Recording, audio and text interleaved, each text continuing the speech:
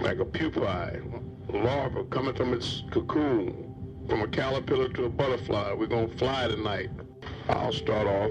I had a very vivid dream, lucid dream, out-of-body experience where I saw 3 clouds in the sky, in a very clear, crystal clear blue sky. I was standing next to a sister. She was an elder, and I was pointing them out to her, that they were crafts manifesting or incarnating from the spiritual realm to the physical realm. And I think she was kind of hesitant about believing it until they started to actually, the metallic craft actually started manifesting as 3 shams, as people know, which are UFO craft of a very specific type, from a particular race of Elohim, or Nesderet, from the Ilion galaxy and the planet Risk. Also, there was one that manifested very closely by a picture window next to us that seemed to be under heavy surveillance by maybe CIA and newscasters. But the point is that they could only look, but they couldn't touch the crafts or us. So he who was first will be last, and the meek shall inherit the earth. I wanted to discuss tonight, open up things by bringing you to a term that's being used now by the master teacher, Pamanzul, one that you've been hearing me use for some months now. It's called point zero. He calls it 0 point, making reference to the same thing. I'd like to clarify at this time that though Faut has multidimensional ways to communicate ideas and concepts to us, that Pamanzul is my master teacher and spiritual guide. In short, we're talking about a wormhole, or the point at which, from the mother womb or the mother mind of all, from Kalum, Faut, or pure consciousness, which is living mind. And that, by definition, is not like the mind that you think of as yours or my mind, but living mind from the mother womb of all is as high above that as your mind is above mechanical things or earthworms here on earth. That is the difference between finite and infinite living mind. Yet they're both different degrees of the same thing. From our perspective, it's all about vibrations. So from the conscious realm, the realm of consciousness, or Faut, things move through point zero, is what we call it, and incarnate in the same way that things move from the spiritual realm, which there are 7 planes or layers, or commonly misinterpreted as layers of strata that's piled one above the next one. They're actually intricately woven modes of vibration woven together so uniquely you can't tell where one ends and the other begins. And there's 7 to the 7th power of 7 between every layer of the 7, so that you don't jump from the first plane to the second plane to the third plane to the fourth plane, but there are different modes of vibration that gradually move it from one plane to the other, and variance in between. Because what I'm saying is that if somebody exists on the 3rd plane, at the very top end of it, at the highest vibration of the 3rd plane, that they're virtually in the same place as a person at the very lowest spectrum of the 4th plane, vibrating at basically the same frequency. Are you following me? So there are no sharp lines or spatial proximity between planes, but you just gradually move in between one and the other, so that these crafts, when things come from the spiritual plane, the first evidence of that is that everything in existence is made of the same substance vibrating at different frequencies. This is a thought universe. And I knew this and told my mother this when I was 7 years old after my first out-of-body experience, and witnessing her big bright aura singing gospels at the kitchen sink, singing gospels. What it is that this is a mental universe, and all the energy is at point zero. When thought is congealed or slowed down, it manifests as what you describe as energy. Or simply spirit. And energy is the amalgamate or the yeast that acts upon, shapes or forms what you describe as matter, which is just coagulated energy. Let me say it again. From point zero, from pure consciousness of thought, you have congealed thought that becomes slower. It vibrates at a very high frequency compared to the physical plane, but it's congealed thought. It slows the thought down, and all the energy is just coagulated into slower vibration that you determine to be the matter of solids, liquids, and gases around you. And an example of that is, again, for those here for the first time, is if you take a simple substance like water at room temperature, it's a liquid, and it's affected by gravity. But when you slow the vibrations of the H2O down by placing the water in the freezer, it'll appear to be an apparent solid that you call ice, yet it's still H2O. But you went from a liquid to a solid by simply slowing down the vibrations of it. And if you take that same water and put it in a pot under a high fire, that you increase the vibration, which is noticed by the velocity of the water, how fast it turns, it's tumbling quick, it's vibrating fast. As it vibrates, you speed up the vibrations, it transforms from a liquid state to a gaseous state that you call steam, so that it's starting to return back to all. And if you leave the pot on long enough on the fire, eventually you'll say there's nothing in the pot. There won't be any evidence of anything, any ice, water, or steam, because it returns to what we call ether. Because you can't get nothing from something that's only energy in transit. That's how angels return back to Malakut, or the fourth plane, or the heavenly realm. And again, in order to get that H2O to reincarnate on the physical plane, you simply turn the heat off, let the kitchen cool down, and the water will condensate as droplets on the ceilings and walls, that if you could gather them in a glass again and place them back in the freezer and slow down the vibrations, they would return to a solid form that you describe as ice again. Solid, actual, and time-bound. That's angels ascending and descending up and down Jacob's ladder. So when things come from what we describe as the point zero, in other words, creating something from nothing, it would appear to be something from nothing, but it's only congealed thought that's converted into what you describe as energy, and a weak and strong force like gravity or magnetism, for example. And these forces, strong and weak forces, is what bonds together the human body and the earth and all of what is you call physical, or describe as physical creation. And what that force is, it was known in ancient days, in antiquity, as divine love. That's what the strong and weak forces of gravity and centripetal and centrifugal forces and forces that act upon creation to hold it together and hold it into a form that in ancient days, again, I repeat, was known as divine love, as love. Now, love recently has been misinterpreted as something else, but you'll notice that people will use love in a way, sometimes descriptively, where they'll say, love will keep us together. Well, you see, and that's a literal term. Love is the force that literally keeps us together, keeps us from dissipating or just scattering again into undefined chaotic patterns of energy, right?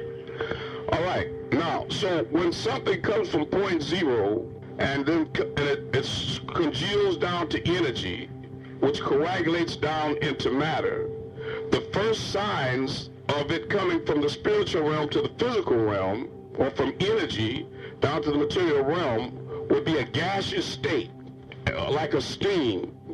It works in reverse the same way as that the water, when vibrating at high frequency, transforms from the earthly realm into steam and then to ether. Well, it comes from ether and it turns back into a cloud or a mist that's like steam again.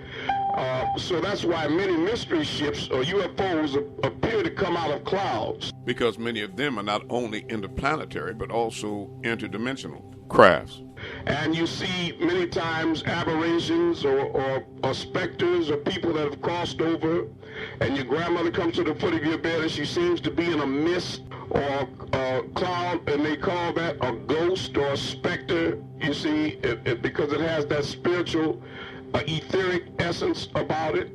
And when it appears in this cloudy state, it gradually slows down in vibration until this divine love or these strong and weak forces coagulated from the congealed energy to take on a solid and actual time-bound form that you can see, hear, feel, smell, taste, or touch.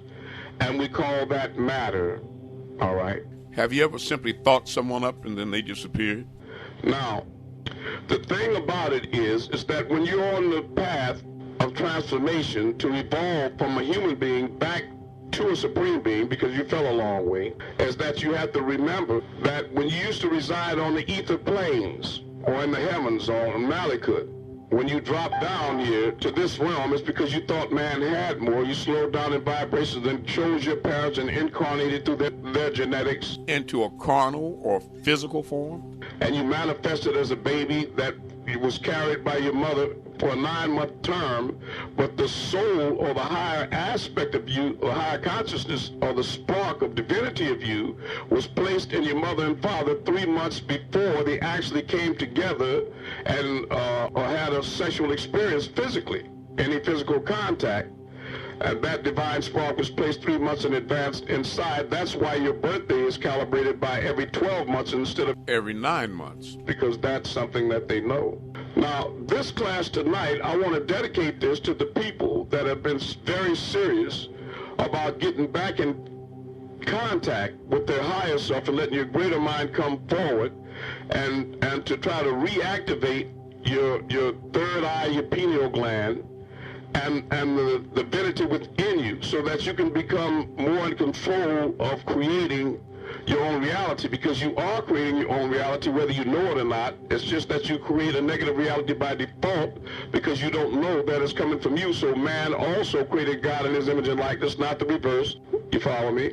That's why that, you know, the Buddhists have a God that look like Buddha, and the Mexicans have a Mexican God, and the Indian and the Hindus have a Hindu God, and their image and likeness, and the Chinese, you know, everybody's got a God created in their image and likeness. But you still have people that so sleep under the spell of religion, which is an opiate to enslave the masses, that they still go out to the forest and cut down trees, and then they shape timbers into and build a wooden cross, and then they take their hands and plaster Paris, and they form the image of a Canaanite Jesus. You know, when the Bible descriptions say have a lamb's wool, eyes many 5 feet, fine branches if they've been burned in the furnace, so they shape a Canaanite Jesus up and they paint it up, and then they mount it on this wooden stick, this statue, the cross. And after they make that with their hands, they all get around it and bow down to it. It's as if it's their maker, and they know they just made that. That's how far man has fallen. I don't mean from the sky, but from building pyramids to picking cotton. So tonight, we're going to endeavor to wake up again. Think of your questions. So far, did we generate any questions about 0 point? I'll do my best. How do we speed up our vibrations? Very good question. So that we could get more like the steam as opposed to fires. Okay. Let me try to make it clear to you by showing you what isn't to show you what is. When you're residing on the ether plane or on a higher spiritual realm, for example, you weren't an individual, and you didn't believe in you and me here and there or now and then. In the same way that I asked you to write a story, you said, okay, it's Huckleberry Finn, and I have 15 people in it, men, women, and children. Again, the same example. And you know that it's not 15 different people, but 15 different expressions of one mind, because you merely shed and become. In reality, they're all just you. Well, as the author of this, your story, the human adventure, of this creation, before you divided yourself and to create what you call universes, of which there are millions and millions upon millions of universes, all of them infinite, and this planet Earth is as a grain of sand, and there's millions of them, and you will experience all of them, and you will experience every one of them in this your journey. You have to realize that from that etheric realm, that for you were not neither male or female, or here or there, or now or then, but everything was here and now. And that's the ultimate reality of you. There's only one presence here. In other words, the one referred to as the Almighty or the Most High doesn't have any mother or father, brothers or sisters or children or cousins or friends, but is alone on his magnificent throne, and more correctly on her magnificent throne, because it's the mother womb of all that gave birth to reality and existence as we know it. And universe is a word that uno in Spanish is one, or un in French is one, and verse means against, like again, home versus Frazier. So universe actually means against oneness. So when you brought things into create existence, you created the illusion or alluded to here and there, now and then, and you and me. So that you had to slow down vibration in order to create the illusion of separateness in you and me. Now, what you're asking me is, how do you speed your vibrations up and go back to the ether planes, or return back to the divine state of becoming one with all again? And you do that through meditation and visualization. Meditation is much better than prayer. And through visualization. Again, one of the best exercises given to us by the master teacher, Amun, is that you imagine a ball of green light about the size of a basketball in front of you, 3 feet in front of your face, and you draw it in toward your third eye with your eyes open or closed, whichever is easiest for you. And when it encompasses your head, you create a sense of inflow, so that your mind becomes stilled and ready to receive information from your higher consciousness, because there's 3 layers to your consciousness. You have a conscious, walking, wake mind, a middle mind, and a super subconscious mind. And what happens is that we as human beings are conditioned to constantly transmit. We want to let people know what we feel and make ourselves clear. I don't think you know what's on my mind, or how I really feel, or you don't understand, let me make this point. And we have to be still for a minute and stop praying to God earnestly. It's ironic that people that are religious contend that God knows everything. And so if he does know, or she knows everything, then what would be the point of prayer? What are you saying to him or her that they don't already know? You follow me? So you see, the value of prayer is really an illusion, right? So to meditate and to be still, and to reverse the polarity of your pineal gland or your third eyes, to be still and allow yourself to start receiving information from your higher self. And then again, visualization. By visualizing that you have 7 seats of chakras in you. From the lowest would be the uterus in the woman, and the gonads in the male, all the way up to the crown molar, 3 planes, below the 4th plane of Malachi, and 3 planes above, the laryngeal seat, the pineal, and the crown molar. There are 7 planes, just like planets. If you take the letter T off planes, it spells planet or plan ET, right? You see? So remember that whenever you deal or imagine yourself, or bind yourself into the first 3 planes, from the gonads up to the abdominal seat, up on the Malachi, that you bind yourself to the physical plane, and you lay heavy like a lizard on the asphalt of life, affected by gravity, not being able to ascend up like steam, or to connect with the all, so that you have to start thinking with a higher consciousness. And I'll give you an example by the master teacher of a spinning top. He said that you could spin a top that would constantly increase in speed, start turning faster and faster and faster, until it would start creating a dull hum, like and after it started accelerating the speed more and more, that it would eventually start changing it to an orange color, and faster until it slipped up to indigo, and eventually into a violet hue, until eventually it would be going so fast that it would become invisible. The blades of a fan start vibrating so fast and spinning so fast, eventually it appears that you can see through them like the spokes on a wheel, right?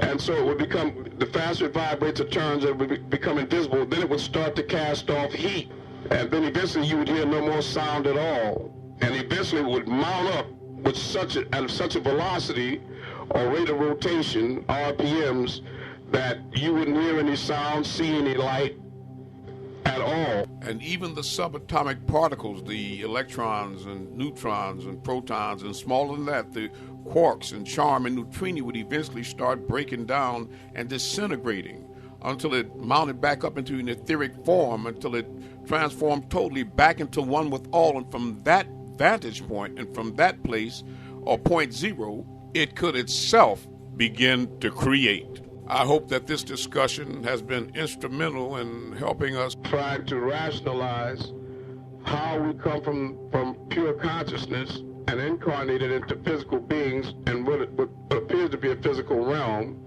and how that since we're here, we learn to raise to a level of awareness, as the brother earlier asked, to reconnect with our greater mind, or the divinity within ourselves, or God inside the temple, which is on the side here next to your eyes, middle to the soul, so that we can manipulate our reality and be again as God's walking in the cool of the garden. Right? Is anybody interested in trying to figure out how things come from the plane of consciousness of point zero, and it manifests from the spiritual realm as a mist or a cloud? When you think things up, when they try to bring them forward in your imagination, a lot of times you say, it's kind of foggy, it's cloudy in my mind. It's cloudy, but it's starting to clear up. You have to lift the fog. Have you ever heard people speak that way about thoughts? Well, that's what they mean, because that means that your mind is actively creating or manifesting something or bringing it forward from out of the middle realm into the physical realm. Are you following me? Yeah. Brother Amun, can you hear me? Yes, I can. I just have a question. It may be far-fetched, but nonetheless, it's a question. That's what I'm here for. Since I have been attending this class, you have said that I am God. Everything is God potentially. Even the meanest earthworm or tree has inside of it, at the core of it, the potential to evolve or transform back into God. In time, they will transform into gods. Yeah, back into gods, because we're all one, and there's no big or small in the eye of all. We're just at different levels of vibration, different levels of consciousness, just different levels of evolution. Okay. Is there one higher than Anu? Yes, there is one higher than Anu. Anu is the heavenly one, and he was the one that was appointed by Faut or Kalum, all, as the supreme being that is capable of spiraling up and down, or in and out of an etheric form. Anu can spiral down into a physical being, and he did. An example was given in the Holy Tablets when Anu himself came down to personally oversee, to be a part of the initiation into the order of Zodok of Cain and Abel, or Habil and Qabil. All right? And he can spiral back up into a non-etheric being as well. Anu, can take a physical form because he copulated with the daughter of the chief Shittar of the reptilians in order to give birth to his eldest son, Enki, who is the father of Murdoch or Pamanzul. So yes, there is someone over Anu. Was Enki the disagreeable one, wasn't he? Reptilians are known to be disagreeable by nature, but they are agreeable and disagreeable among every species. So I don't know if you can specifically speak about him as disagreeable, although Murdoch incarnated as a disagreeable being, and he was transformed into an agreeable being by being raised by his sister Baalat with right knowledge, and so that he, through correct instruction, learned, as if technically in mathematics, that it was more intelligent to be positive than negative. It wasn't a spiritual revelation like, you know what I mean? He just figured it out, right, like karma, etc., and that there's only one presence, and that everything existence is a reflection of yourself. So everything he was putting out was coming back to him. So he rationalized that it was the right thing to do to be agreeable. But Enki, as a disagreeable being, no, I wouldn't consider him that. Even though there are a lot of people and myths and superstitions that have built up negatively about Enki, especially when it's made reference to him as the angel of death, because people don't overstand the fact that death could be looked upon as a kindness in many circumstances or instances. Okay, was Enki angelic and reptilian? Yes, those two characteristics are not mutually exclusive. They're one and the same. There are agreeable and disagreeable angelic beings. In other words, Michael and his angels fought against the dragon and his angels, so that the reptilian, yes. So angelic beings actually can also are grays. It's what we make reference to as EBEs, extraterrestrial biological entities. That's what angelic beings are, but they're scripturally thought of as little fat white babies with bird feathers, etc. But angelic beings are actually heavenly hosts, or cosmosan, and they come in all species. Right. Yes. Very good. Yeah, I was reading the Holy Tablet, chapter 6. Right. And I'm putting a lot of focus now on Patarat, so I hope nobody's missing that. The master teacher is going to two levels, new levels of revelation right now too. I don't think that it's definite that religion is not on the agenda. I don't know how much was held back, but it seems that the floodgates are beginning to open up on this new vibratory level of information. So I'm excited about that myself, and we'll be bringing a lot more of that through this platform, in a lot more vivid and concise way as well. Okay. Yes, but the highest of the high I had in short is when you pass point zero is consciousness, is Fa'u, the universal mind of the mother womb of all, or Kalum. Are you following me? Mm-hmm. Yeah, and that's not a being. You follow me? So anytime you're dealing in beings, you're not dealing in the ultimate reality. Right, because even Anu is created of the most of. Yes, he's the highest of all the beings. He's the supreme being, supreme among all beings. And Anu is not the first of the supreme beings, because his brother, Alelu, preceded him as the supreme being, and so did his grandfather, Ansar. Okay. Right. So the Most High is a seat that is always open for dispute or for grabs. What it is that it's the supreme being as far as in intellect, the one that has the most universal knowledge, and anybody can overtake him right now. That is graced by Fa'u to do that, okay? Mm-hmm. But he's the one appointed. Right. Of course, there is a sister out there that is second in rank to Anu. So it's not Murdoch or Enki. There's a sister out there that's between them and Anu. That's over both of them. Mm-hmm. Mm-hmm. As far as the pecking order, or those ranging in ranks. And what is her? Well, all of them have mathematical numbers for their ranks, and Anu's number is 60. Now, Enlil and Murdoch, for example, their number is 50. And this sister's rank is 55. Because all the females have odd numbers. Okay. Although Fa'u is thought of as a female principle because it gave birth to all conscious existence. So the rank goes down in numbers instead of up in numbers? It goes up. The highest number is the highest rank. And Raul bad.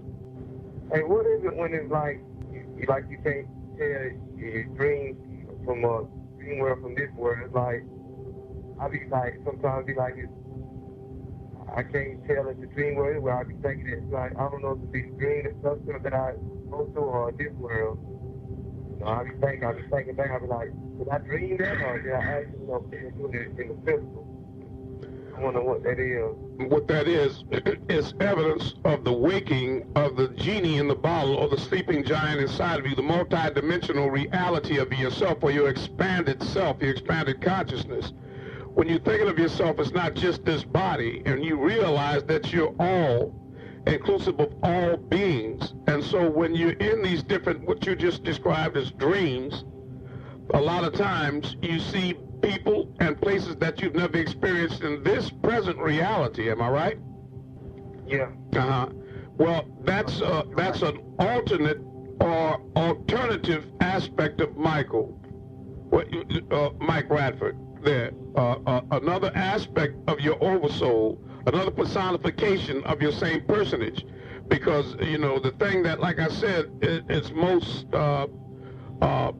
shocking is when you have the presence of mind to wake up in the dream and then look for a mirror so that you can see your own reflection, and you'd be amazed at how many times you don't resemble your present form here in this reality. But the thing is that you feel absolutely identical to the inner being that you know it's you. Because there's only, in other words, at the core of you and Sister I-Hat and me and everybody here and not here is the same thing. We're all the same at the highest aspect of our consciousness. Are you following me? The personality or the ego, it is the manufactured or created or synthetic aspect of us that we project out from the core. Or 0 point. As the creator. And that aspect of you, the lower aspect of you, is creation, and it's taken on many manifestations and incarnations. Some of you have lived 10 million lives previously, and you keep reincarnating in order to just try to correct one defunct attribute that you have. You feel what I'm saying? Yeah, I feel what you're saying. Right. I'll give you an example of what I'm saying. Is there could be a woman, and she could have been born very pretty, attractive, healthy, vibrant, with a lot of talents, able to sing and draw, and just a magnet for people. Then over a period of time, she lost her comeliness or her beautiful appearance, and so that the attraction faded, and then her cells degenerated, and she may have contracted a vicious disease like cancer that began to eat on her. And of course, disease, like everything else, is just manifestation of your mind, of your consciousness. Have you ever heard the statement made by especially Caucasians, "What's eating you?" And it took away her grace, and she lost the majority of her womanhood, or her. And she began to deteriorate and become very ill and forlorn, and just a shadow of what she used to be. And a lot of people might say, well, why is she holding on? If I was her, I would just let go. The same way they told Job, why don't you just curse your God and die? But they don't realize that this woman is a powerful entity, that's a God that's transforming herself, and she's going through these terrible stages of degeneration, and she's got the courage and conviction to withstand, being repugnant and repudiated and looked down on and castigated by the population, and the personal pain and suffering inside of her body, and all the treacheries and the tortures of aging and senility and the embarrassment of all of that. In short, the ravages of time and illness.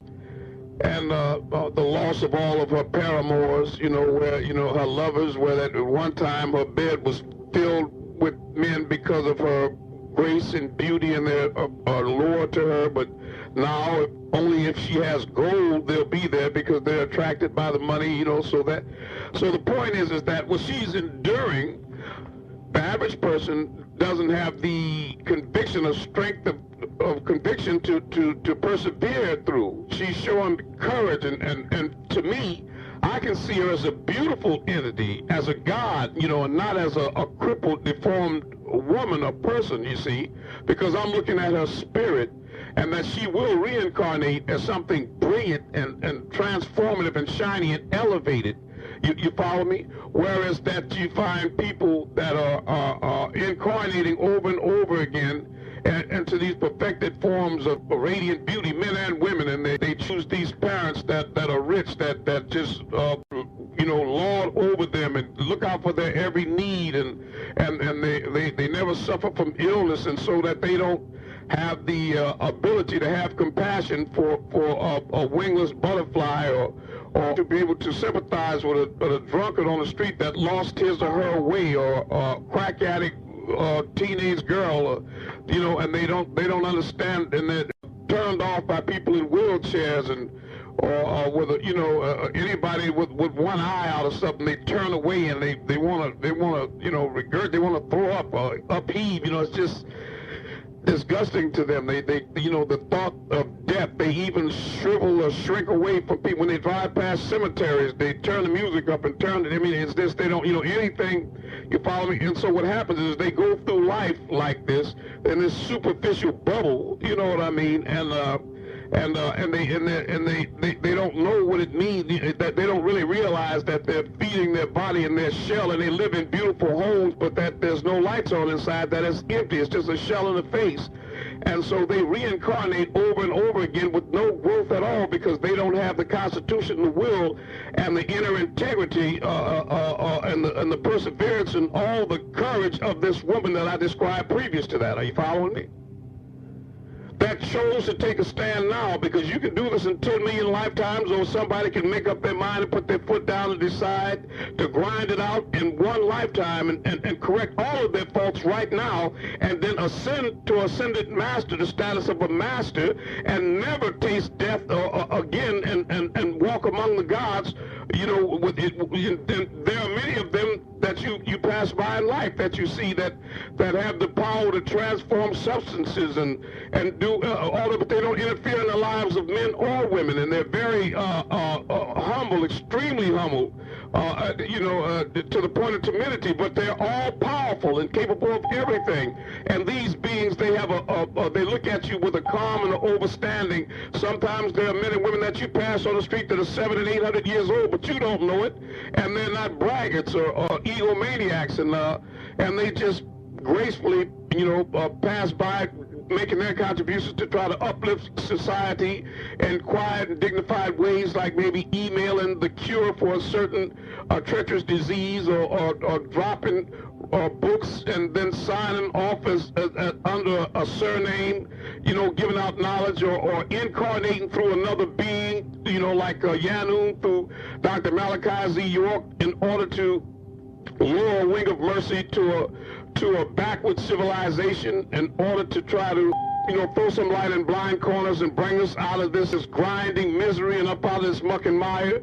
So, I mean, you have a lot of things to consider when you go through life. And that depends on the quality of your personal passage. You may be the type of person that lives a relatively uneventful existence, maybe that you might hold back the truth and sometimes decide to tell the truth about a few fibs, and that might be your greatest transgression.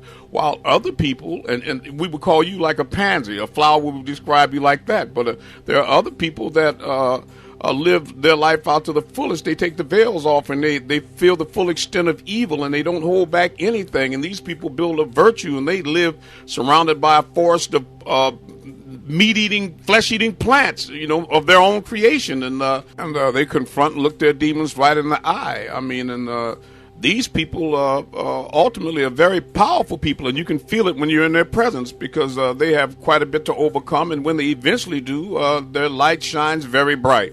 No, I'm not trying to encourage negative behavior. I'm merely suggesting that you of the fallen angels had a lot more courage than those that maintained the ether vapors and kept their place in the heavens, with its relative ease and safety and security reigning on all sides, you feel me?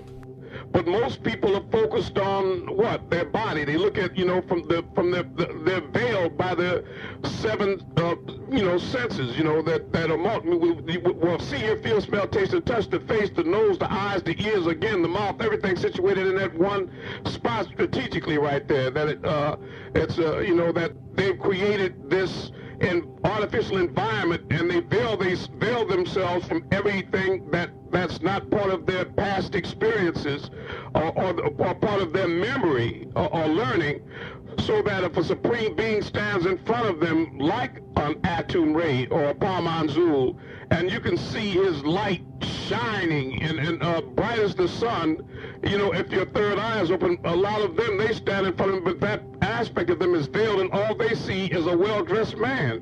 When I saw him, I saw the light, and I could barely make the man out for the light inside of it. I was one of the brothers, a couple of brothers came in, Shadowhawk and Henry Duncan came here for making yesterday. I don't know if Henry's on the phone now, but we were sitting at the kitchen table, and he was describing to them how one time Shadowhawk was talking about how I came to him in a vision when he was talking to a sister named Edith Shallow, and then my name just came to him, and then so he asked who I was, and she gave my number. That's how he found me, etc. But Henry was describing how when he saw me, in this big bright aura, the light all around me. Dr. Robert Kimbrough, see my light. So, but other people just see me, and I just look to be a regular black man to them. You follow what I'm saying? I'm making this point to establish the fact that many of you are at different levels of conscious awareness, and you should be cognizant of that. So what happens is that some of you, in the same way that some of you see UFOs and some of you don't. Some of you see spiritual light beings and some of you don't. Some of you have out-of-body experiences, some of you don't. Some of you are so tied into your lower three chakras that you say you don't dream, but you don't even remember your dreams.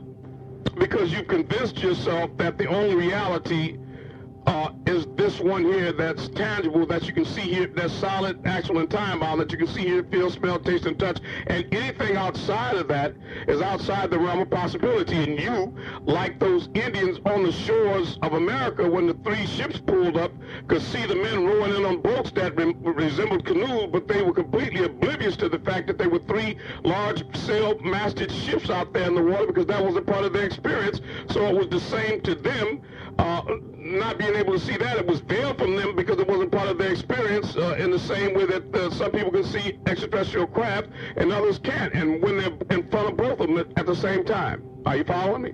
Yeah. You see, so what happens is that apparently you're part of the minority or the elite few of people, the beings that are starting to transform and turn yourself inside out. Again, if you think about yourself as a physical entity, then that's what you are, because when you think about the atom as a physical particle, then that's what solidifies it or coagulates it from out of the realm of thought down into energy that's congealed, and then into coagulation into thought. And again, you lay heavy like a lizard on the asphalt of life. But when you think about it from the spiritual or etheric level, then what happens to the atom automatically is it starts to vibrate and it spirals up into an etheric or a spirit or a much more fluid form. And then from there, since your body is made of atoms, then whatever you think, you could shape shift or change yourself into a bird and fly to Egypt in 5 days, which would make you a kind of a master in some ways, but you still would be on the level of a physical master, because there would be beings that would be supreme over you that are capable of making that journey within, and then instantly just focusing and being inside the king's chamber in the pyramids right away. Can anybody hear me? With a mere shift in consciousness. Can you all hear me? Yeah. Okay, so my point is that what happens is that some of you are transforming a lot faster than others. So, again, the earth itself is a living organism that has 7 shadowy stages of itself, in the same way that you have a physical, a spiritual, a mental, and an astral, and a soulful aspect of yourself that, you can think of as drawing like a child, 6 duplicates of yourself behind one another, stand up, one becoming less and less dense as they and vibrating faster and faster the further away they get from the physical form. But all of them are duplicates of the physical. But the thing is that what you're beginning to do now, Michael, is thinking of yourself as a spiritual or mental being that possesses a body, as opposed to the majority of people that think of themselves as a physical being that possesses a spirit or soul or a mind. Are you following me? Yeah, I'm following. You see the difference? It's a radical difference. I see the difference. Yeah. Because, see, one of the beings is physical and the other is spiritual. And as a spiritual entity, then you open yourself up to your broader senses, your broader consciousness, and so you start becoming more aware of the multidimensional aspects of yourself and the reality that you are a multidimensional being. And that you're everywhere and at every time. One brother was giving me an example of that, he would look in the mirror, shave it, and see Atum Ray, or he would see me. Or he would go to a football game with one of his sons playing football and look around the arena, and everybody in the seats, men, women, and children, they all look like him. Those are examples of intuitive flashes of higher consciousness starting to penetrate down to this level. So are you following me so far, Mike? Yeah, I'm following. Yeah. If that's not completely clear, just turn your question and I'll see if I can shed some more light on it. Yeah, that's clear. You said it. Thank you. All right. Well, I hope you... Rahul back. Hey, I got a question. You was telling us about we have 7 planes, and like humans usually operate on the lower 3 planes.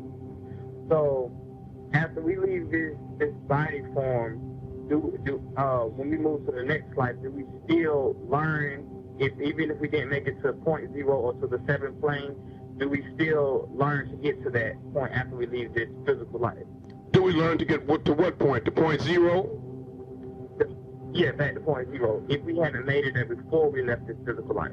No, you don't. But you do go to the plane of bliss again because for the sheer lack of a physical body. And by what I'm saying by that is that's the definition of hell. Because if you wasted your time here and you chose not to study and learn to know, but got too wrapped up in your physical environment and your physical body, and this superficial hologramic light show that you projecting out from yourself, more involved in the bottle than the genie in it, then of course when the etheric coil is cut, if it is cut, because if you ascend to a master and stop time and reverse aging, you don't even have to you don't have to witness death again. There are timeless beings here.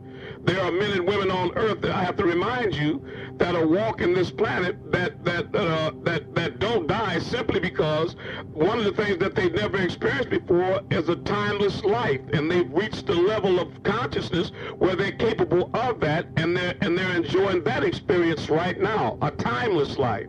Are you following me? But for the people that you just described that are tied into the first 3 planes, that would again bind them to the physical plane, and they lay heavy like a lizard on asphalt of life. When the etheric cord is cut, then these are disembodied souls that are basically spiritual entities that have a physical perspective.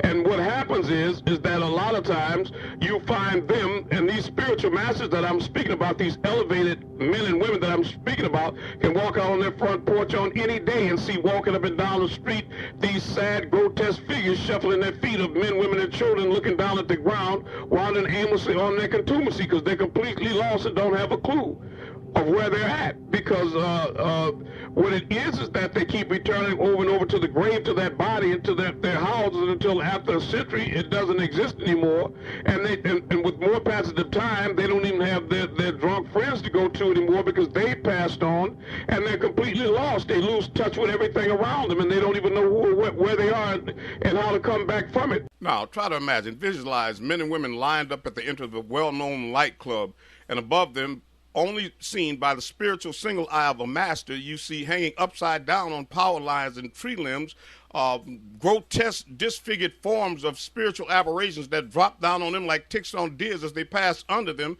and they possess them, and then fights and orgies and drugs and everything terrible breaks out in the nightclub as these fell spirits try to emulate a new physical life here on the planet. So it could take literally forever. That's why hell is described as being eternal. Are you following me? That in other words, you could get completely lost in this Las Vegas mind in this morass here. So it's really not funny, nor is it a joke, and the Most High is the Lord of seriousness. So it's good you asking this question, because the ultimate of it is that you're in the right place and at the right time, son. And if I was you, I would be focusing with a magnifying glass on my inner being, or the real you, and not on that physical form, which is just an illusion or a fungus that's clinging to the light. Are you following? Yes, sir. Yeah. Now, if you want to be more specific, just think about another way to turn your question. That was answered. Yeah, you're right. Okay. All right. Next question. Brother Amun, I got a question. It goes back to the Sphinx. Can you hear me? Yes, I can. The Sphinx. I just want to know. I got a few questions about it. The architects of the Sphinx. Who created that structure on this planet? Well, let me say that was extraterrestrial beings that was influenced and done by them, or what you call Nazdiru or Anunnaki. First off, modern day archaeologists are confused about the dating of the Sphinx. Let me be clear about that, because they think that they've all agreed commonly that it's 2,500 years BC or before Christ, or about 4,500 years old, when the actual age of the Sphinx is about 10,500 years, and it's evidenced by the way that the stars or the constellations are lined up, so that 10,500 years ago the zodiac was arranged in a way where Leo the lion, the star constellation, was directly facing the Sphinx.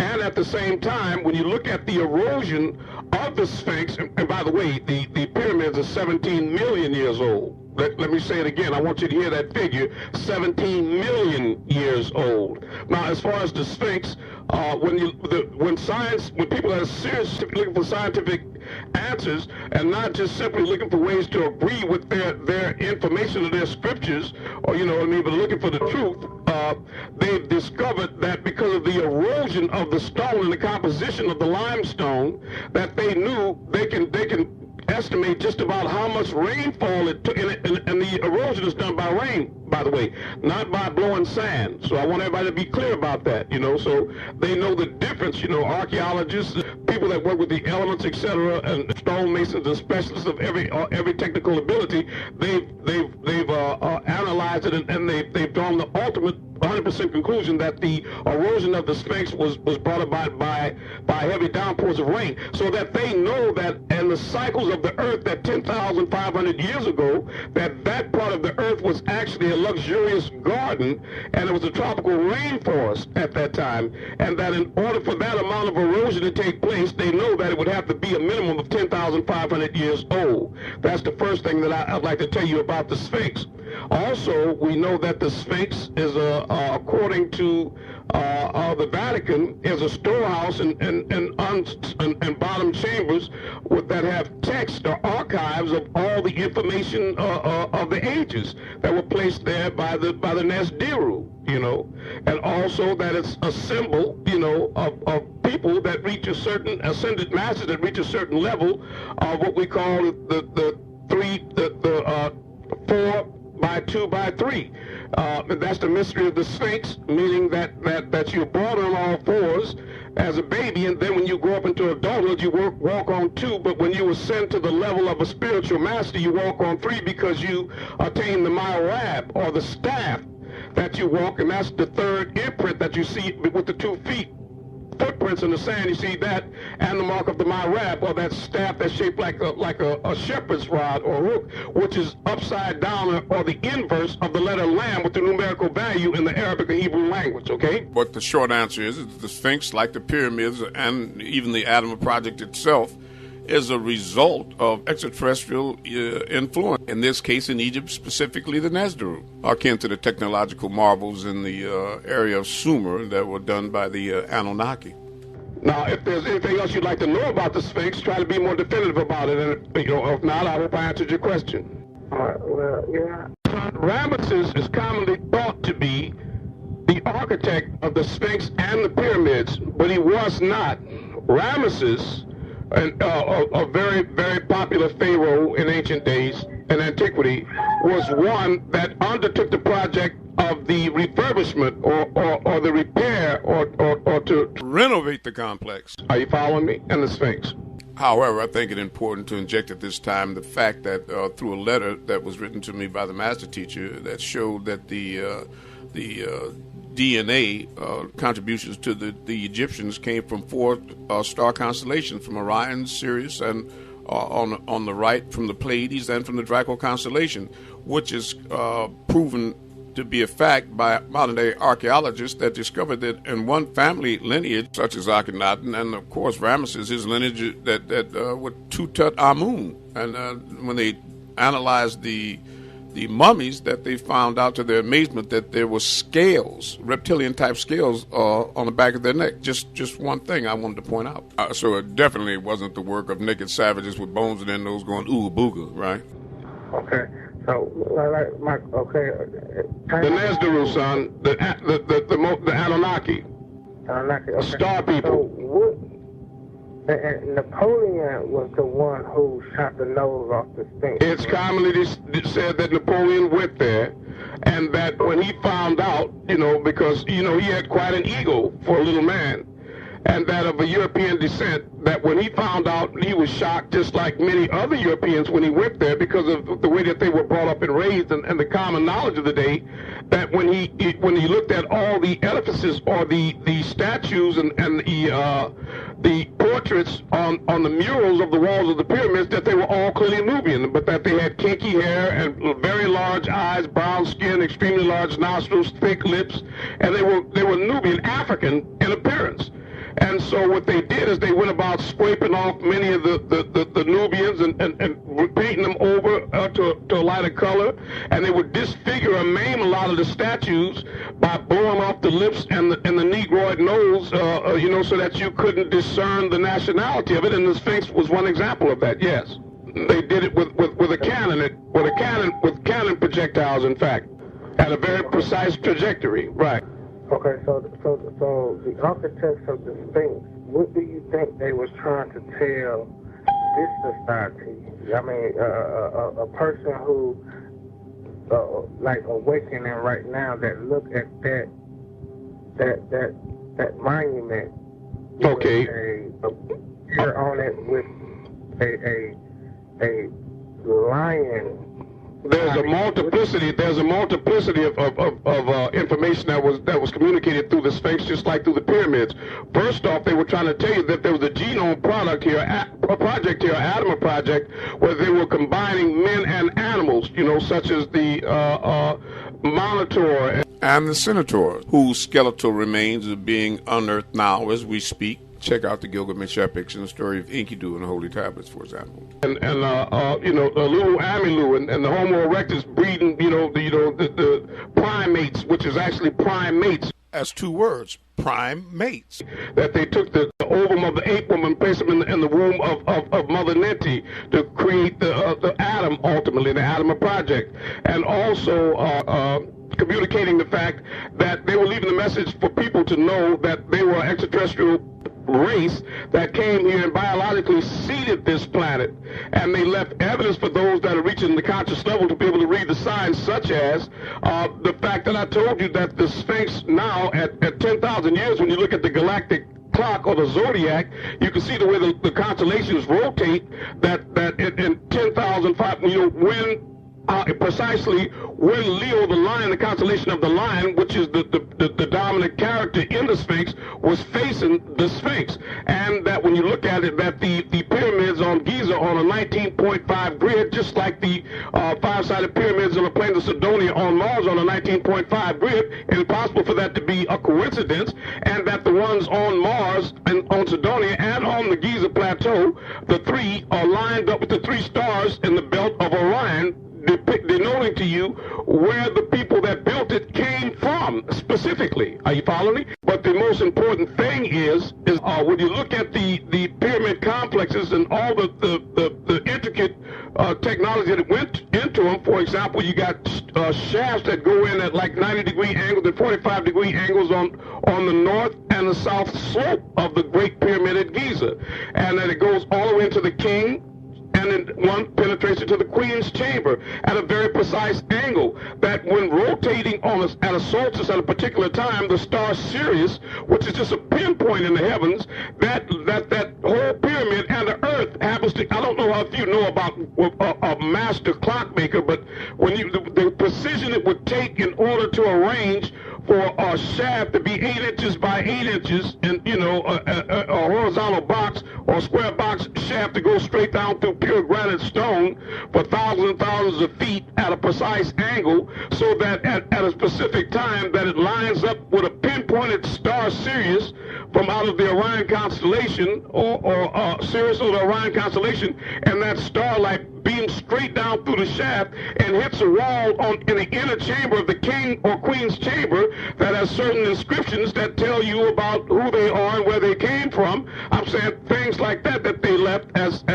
signs for people that are ready. Another example of that would be the Ashwa Dam project that was done by I forgot her Hatshepsut, or it was a female, it was a lady pharaoh that had this temple built, and it was magnificent. It had floors of glass that people a lot of times were afraid to walk on because they thought it was water. It was so perfect and concise in its construction that it's a marvel even today to modern technology that cannot be duplicated in any manner. The one where you have the four large kings sitting outside of it on thrones, and they moved that whole thing and they, under the guise of having the Aswan Dam project, in order to facilitate more electricity for the city of Cairo, that they wanted to build a hydroelectric dam there, but they didn't have to build it there. The real point of it was that they wanted to move it because it was time for the solstice, for the galactic cosmos to come around to certain precise angles where that the stars were going to penetrate, and then the light was going to shine down in there and illuminate some information that was inside that temple that was arranged in a certain way, that all those walls were going to light up and the inscriptions were going to be so plain for just an instant that you could photograph it, and it was going to give you all the secrets of the cosmos, who they are and exactly what they did in this project. And they didn't want that known, and they were so serious about hiding it that they went through all the time and expense in order to move a project of that gigantic size, stone by stone and brick by brick. Did you hear what I'm saying? Yes, I'm listening. They don't want people to know it's you that shot Tuesday and put Wednesday to bed, son. Because these supreme beings that you're talking about, these Anunnaki, these Nesdaru, they are the brothers and sisters of the Nubian race. That is your family. Those are people that are just much more evolved than you are, right? Now, by that I mean is that not necessarily as direct descendants, even though there are some of you here that are direct descendants directly connected to them, that came here with the Biru, and it was 144,000 that incarnated as 124,000 prophets, 315 apostles, 113 messiahs, and one Mahdi, and then 19,000 more that incarnated after 1970. A total roughly about 144,000 that are spoken of as the elite few that are here in order to resurrect the consciousness of the rest of the world, and the 24 elders that we have a divine council of today, right? Again, and of course Murdoch, that was the head of the ship. But you also have that we descended from them in the sense that when these scientists came down here for their main project was to mine gold or noob, that they set up the Adama project to create the wu-nuwaupu, or the primitive worker, to set up the mining in Monodopa, modern-day Zimbabwe, or Rhodesia, in order to collect enough gold to go back to Riswit and powder it up into the atmosphere to place a band-aid over the ozone layer that had been ruptured by a plutonium bomb, in order to stop the infrared rays of the dry solar system from penetrating to the surface, so that they could, because they had to make an exodus because of the ultraviolet rays coming through, just like we have now on Australia now, here on Earth, at a much greater rate, though, so that they could repair that and they could return back to their own planet. And the way they did that is that they did a 600-year project, 100 years for gathering, 400 years for genetic manipulation, and 100 years for education. And they did that at the Giza plateau with those pyramids were schools there, and on the dark side of the moon, and also on the plains of Sidonia, where they have the five-sided pyramids and the Homo erectus face that was passed over in 1978 by Greg Moeller and photographed by the Viking 5, right?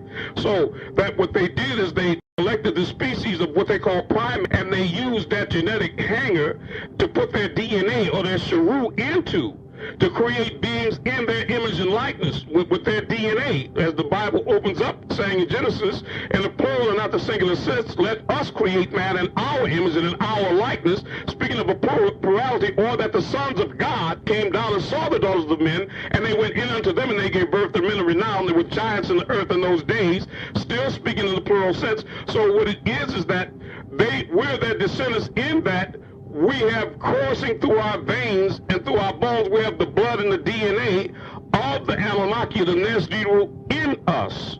Are you following me? And therefore, we're their descendants by proxy. They parented us on this island of Dr. Moreau, if you will, right? And so they left signs and indicators for all of you, that when times became beyond repair, or in the final days, that would reach a conscious level of consciousness, awareness, like yourself, that was wise enough to ask the kind of questions that you asking me now, as to Brother Amun, why were the pyramids in the space? What were the signs there? That means that you're conscious enough now to want to read the signs, so that you're awakening. You're evidently showing signs of the fact that you're one of the children of the Elohim.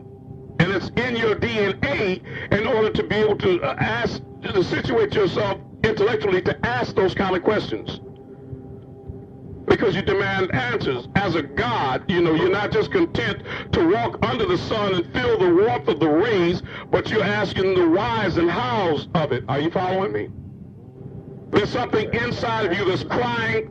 It's crying out inside of you. There's something shaking, a giant that's starting to stretch and yawn on Gulliver's Island. The strings are starting to pop and the Lilliputians are running. Are you following me?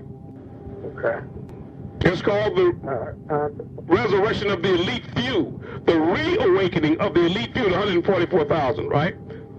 Right, and like I say, brother, last but not least, and I want to continue your class, listening to your class, but last but not least, it's like, okay, now, you say that I am a God, you speak about the Anunnaki, and all of this that's in me.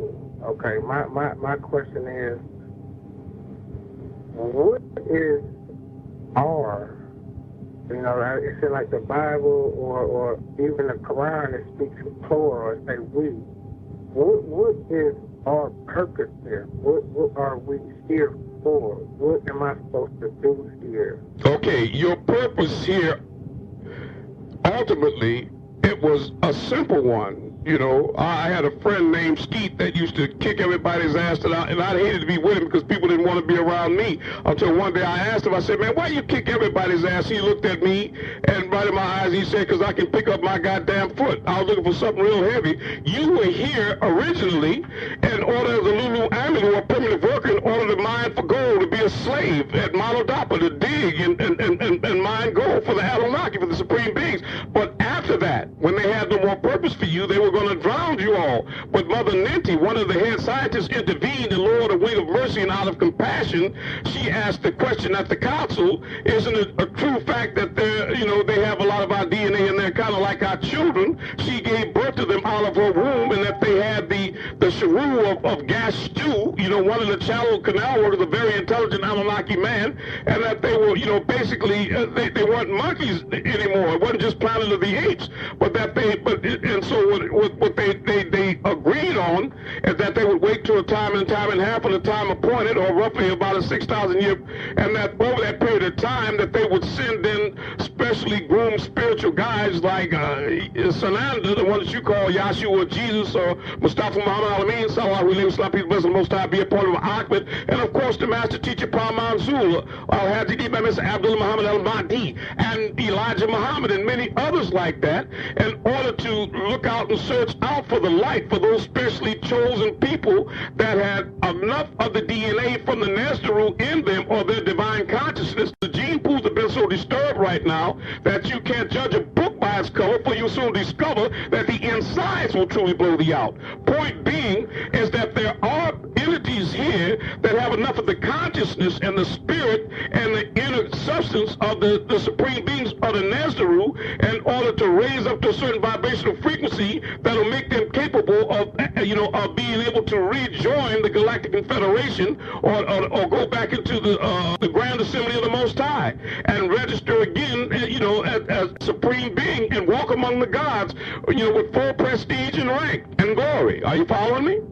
And not to be left back here on the Planet of the Apes, simply. Are you following me? However, I'd like to point out that the destination of evolving, transforming supreme beings is not necessarily another physical location, but actually to be a part of the future. The future. I'm listening to you, yes, sir. Right. So what your purpose is that what you're supposed to be doing now after you fulfilled your other job, they already got enough gold. So your job now is to make that journey within and get in touch with the God inside of you, or your higher consciousness, or look for the God of the deity in you and turn yourself inside out of your perspective of who and what you are, and reflect back on the question that the brother Michael Radford had originally about his multidimensional dreams. And when I described to him that he was apparently transforming into a being that thought of himself as a spiritual being that possessed the body, as opposed to the masses of people that think of themselves as a physical being that possesses a spirit. Are you following me? Because one is spiritual and one is physical. But there's no apparent difference in their appearance. Are you following me? Okay. But one brother or sister has turned themselves inside out in their perspective of who and what they are. They've made their eyes single again. They become again as little children in order to enter the kingdom of heaven. They've dropped the illusion and opened up their third eye, and now they can see things that are in front of them that other people can't see, and they can hear things, like the dog can hear the hunter's silent whistle that nobody else can hear. They can hear frequencies and see things on frequencies that other people can't see and hear. They're sped up in their vibration so that they're more in tune to the gastric or etheric or specters or light light beings, and they're sensitive to UFOs and crafts, and to the fact they're starting to recognize that, you know, they think things, and then in their environment they're starting to witness that they automatically are starting to incarnate around them much more clearly. I got 4 out of 5 on Fantasy 5 again today.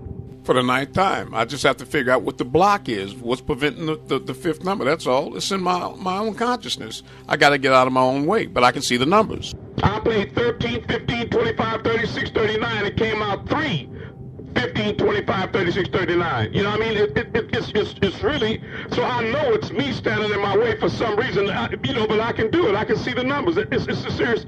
It's as plain as that. Just like there were people that were 2 sets of people here from Macon yesterday at the table, and many times they started conversations that I would end for them before I would answer questions before they finished answering them. And I wasn't doing it to show off, but I was trying to show, because one brother was asking, who are you, Ahmed? And the short answer, of course, is I'm you, beginning to wake up. We are all one consciousness. And I thought that I would demonstrate it, and it was easier to show him than tell him, okay? Okay. But now certainly thou wert heedless of it, but the day wave of moving be thy veil, thy side is sharp. You starting to see it too, right? I mean, you looking back to see if I'm looking back, see if you looking back, see if I'm looking. You starting to look inside yourself, and you're thinking of yourself as much more than just a physical body now, aren't you? You getting me up to a different level of what I've been used to. Well, I'm just getting, there's nothing I can, see, at some level of your consciousness, it's nothing you don't know, but I'm getting you, I connect dots. My job is I get you to remember, because you, Zachar, a rememberer, because you were an enocyte, or forgetful being, and that's how you fell. You fell for building pyramids down to picking cotton. You fell in consciousness. You follow me? When the gods placed their essence into apes, I would call that a drop, would you, in consciousness? Okay. But you know how they say 1 drop of black blood, how strong? So, you know, 1 drop of Nesdaru blood, I mean, you know, it's so strong that it literally, it has monkeys, you know, building pyramids and using levitation, a light amplified stimulation, emission, radiation, and laser beams to precisely cut stones and align them with all the stars. Are you following what I'm saying? And to walk on water and part the Red Seas and to resurrect the dead. And right now, today, you have spiritual giants that have a foot in both worlds, in the spiritual and physical realm, that are doing something much more difficult than resurrecting the physically dead, which is to resurrect the mentally and spiritually dead, which is a much harder task. Are you following me? Did you know, son, that it's easier to raise people up out of the cemetery physically than it is to raise the mentally and spiritually dead? You got people here that are convinced you can't teach them anything because they figure they already know it, right? And they do. Some people know everything, again, about nothing, but they know everything about it. So there's no room for right knowledge, okay? Because they're full of college. They don't have room for universal knowledge because they're full of university. Instead of universal knowledge. They profess to know everything because they were taught by the professors. Point is, you could profess to fly, but jumping off the Empire State Building would sure prove it, wouldn't it? You can't tell them the truth because they've learned in all the libraries where they bury the lies. You can't introduce them to the spirit because they're spiritually dead. They've been taught by the seminaries that rhyme with cemeteries. These so-called global elite that, again, going out to the forest and cutting down trees and building wooden crosses and putting plaster Paris Jesus on them, painting them up, and after they make that with their hands, they all get around it and bow down and worship it as if it's their maker, and know damn well they just made that. These global elite, eyes wide shut, the walking dead. No. When they passed, the question the second brother asked me about, do you automatically learn anywhere? Hell no. But if you die, in other words, the Bible puts it like this: those of you that are sleep in this, so shall you be in the next. Those of you that are sleep in this, so shall you be in the next.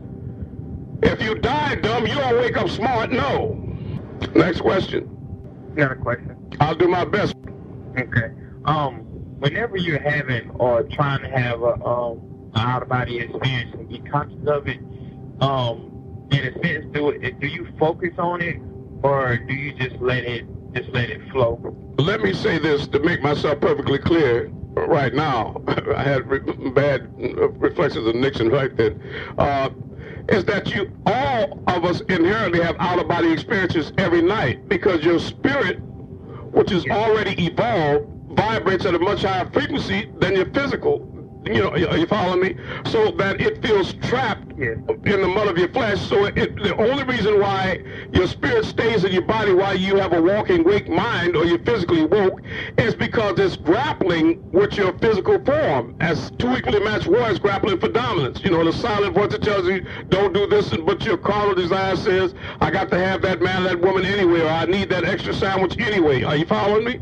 Or I'm going to be angry anyway, you know what I mean? And so it's grappling with that. But at night, when your physical body and your brain shuts down, your spirit, which never slumbers, raises up in vibration, acts fully on the flesh, and it travels up the light cord of your spine and expands the etheric cord, and you have out-of-body experience, inevitably, whether you want to or not. The question would be better served if you were to ask, how is it that I direct my consciousness when I leave my body at night, and learn how to control where I go and what I do when I get there?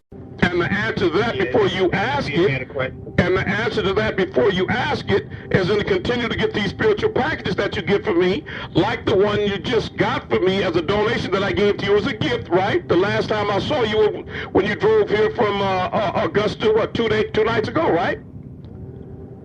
Yes, sir. Well, the stuff that I gave you right then, that was a free will offering, a gift, right? Are you learning that? Are you learning from that? Yes. Okay, then that's the answer. And, and what I mean by that, everything that I give you spiritual packages, or everything that you're learning from the master teacher, is not any specific code, like a combination to a safe where it's 3 to the left, 4 to the right, 15 to the front, and then boom, the vault pops open. What it is just directions that give you inferences or examples, or, to try to point you in a direction, or give you examples of how he did it, or how I did it, or how others did it, to give you an idea about it. Are you following what I'm saying? Because everybody is unique and individual, and you have to find your own way. Are you following me? We're all so spiritually diversified that there's no specific, text that you can put on and say, 3 to the left, 5 to the right. You understand what I mean? It's no diagram like that. No schematic diagrams like that. But when you get there, like the brother Mike Muppet that's on the phone right now, he elevates to the place. Sometimes he's sitting in a chair physically, and then he'll go into a transformative state, and then his astral will be standing up trying to turn the light on inside the room, and then when his hand is going through the switch, he's looking back at the chair and seeing his body sitting in the chair. That's what I mean, which is totally different than the brother Bless, who wakes up finding himself falling down through the mattress, or the brother Henry that's walking down a hall, and it's getting smaller and faster, or me that's seeing a light. Are you following what I'm saying? We get in there different ways, but at the same time, we can come together and meet on my front porch as a group in harmony if we align ourselves on that frequency, and we all agree and come in total agreement that we prepare for that, and we focus to tune into that specific place, and then we can have an agreement, a spiritual agreement, to meet there together. And we do that sometimes. And then what I do specifically is I call them individually, and then I agree to meet them, him or her, but I never let the group know about each other. And then when we meet as a group, and then they describe one another to each other on the phone the next day, when they all call me up and describe what their experience was when we met on the porch, right? It's called confirmation. Or the Sister Susie in Brooklyn that sits up out of her body, and then she tries to swing her physical legs off the bed, and she can't do it. So she tries to take her hands to move her legs, and then her hands go through her legs, and she realizes that she can see her bones, and there's a blue glow or hue around her hands and from her bones emanating from her legs. And then she knows that I came to her because I called her on a phone and a vision. She thought she moved the phone from the living room to the bedroom, but when she woke up, it was still in the living room. And oddly enough, when she looked up over her bedroom doorway, and there was a flat screen TV that appeared hanging from the ceiling that had in green writing my name and the name of the master teacher, and had me and my voice, Ahmed, singing to her Ray Charles song, "I Can't Stop Loving You," right? And sometimes when I come to people, I sing to you, "Take me out to the ball game," and they call me up and let me know that they witnessed, they saw me there in the room. But point is, each and every one of you here has that inherent ability, because there's only one presence here. We're all just physically different expressions of one universal mind. Turn yourself inside out in your perspective of who and what you are. Look at this thing from the top down instead of the bottom up. That's the significance of the eye on top of the pyramid on the back of the dollar bill. The eye of Ra at the top of the pyramid, which is your nasal cavity when you face the mirror. The all-seeing eye, a third eye between your brow seat.